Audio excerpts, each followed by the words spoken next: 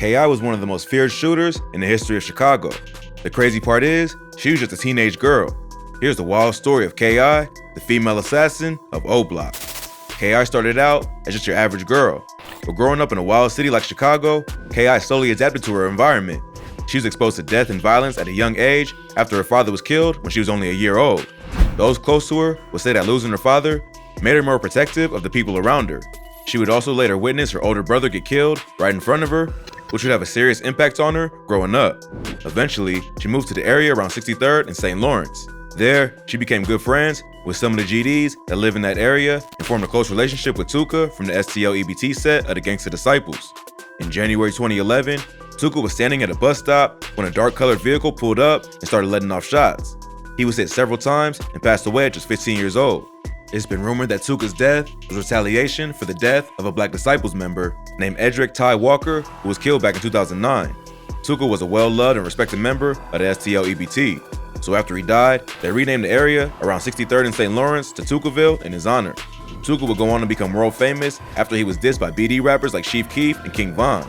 With the popularity of drill music, Tuka became one of the most disrespected men in the history of hip-hop, even though he didn't even rap. The disrespect only fueled the already violent beef between the GDs from O Block, then called Wick City, and the GDs from St. Lawrence. Tuka's death had a major impact on K.I. She was only about 14 at the time, but had already lost so many people close to her due to gun violence, so she started to go down the wrong path to seek revenge. About 8 months after Tuka's death, K.I. would get her revenge. In August 2011, a high-ranking member of the BDs named Odie Perry was shot on the 400 block of East 64th Street. After Odie was killed, the BDs in Wick City would rename their hood to O Block in his honor. It's been rumored that K.I. was the one who killed Odie in retaliation for the murder of Tuka. Allegedly, she and her twin brother, FBG Butter, were out on Tuka's birthday looking for ops when they came across OE riding his bike and shot at him. According to rumors, it was K.I. who fired the kill shot. The murder of Odie Perry gained K.I. a lot of street cred in Chicago. At first, it was hard for the BDs to believe that one of their top-ranking members was taken down by a teenage girl, but as K.I. continued to build a name in the streets, they were forced to accept what happened. After killing OD, K.I. got even deeper into the street life. She became known for shooting at ops, which included members of 600 and O Block. So, even though she was a female, she was becoming a problem to the BDs and was one of their biggest ops. It seemed like K.I. got addicted to the lifestyle and would shoot at anyone who threatened her, including other females. It's been rumored that K.I. one shot at another girl who was the cousin of T-Roy, another high-ranking member of O Block. His cousin ended up snitching on her, but K.I. still beat the case due to lack of evidence and remained on the streets. Plus, she was also known to taunt her ops on social media, often taking shots at dead members of O Block and 600, like OD and Baldy. This would lead to beef online with high-ranking BDs, such as King Von. Von and K.I. were known to taunt each other on social media, all while pretending to flirt.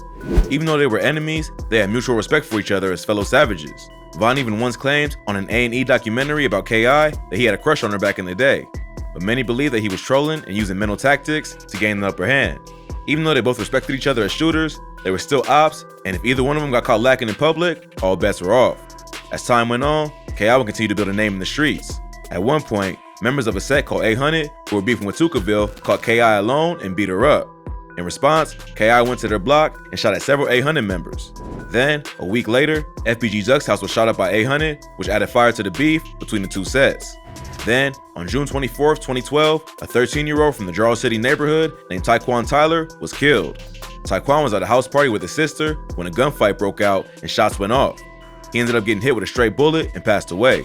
A dude affiliated with Jarrell City named Nishan Flowers was later arrested for the murder and sentenced to 55 years in prison. Tyquan was K.I.'s cousin, and she was at the party to witness him get killed.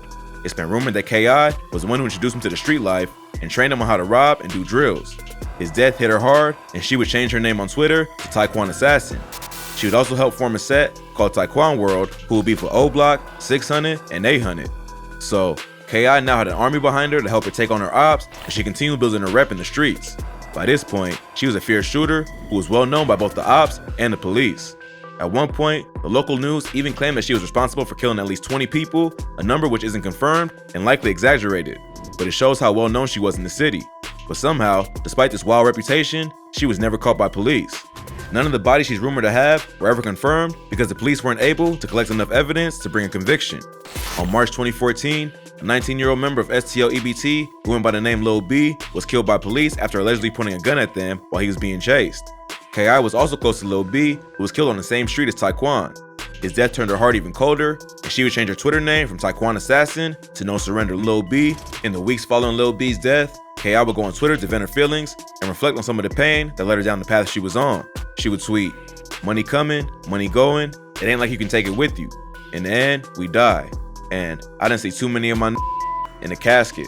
So it seemed like K.I. was in a pretty dark place, and all the pain of losing her friends and family members in the streets is what turned her into such a savage killer. After Lil B's murder, K.I. hit the streets to take her pain out on the first op she could come across. That ended up being a dude named Blood Money from the BD set Front Street, the cousin of Chief Keef. Blood Money was standing outside his home on the 5600 block of South Elizabeth Street when he was shot in the chest.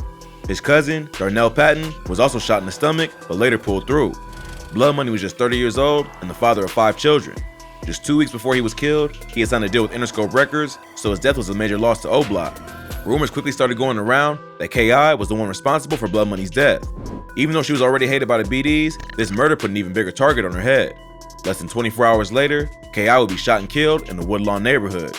Around 3:30 p.m. on April 11, 2014, K.I., along with FBG Butta and another friend, were walking to the house of FBG Wooski to get lunch. K.I. had recently revealed her location on Twitter, which must have been seen by her ops. While they were walking, a shooter in a gray hoodie approached them and started letting off shots before hopping into a getaway car. All 3 were hit, and K.I. ended up getting shot 9 times in the jaw, neck, and chest. She was rushed to the hospital, but pronounced dead around 5:43 p.m.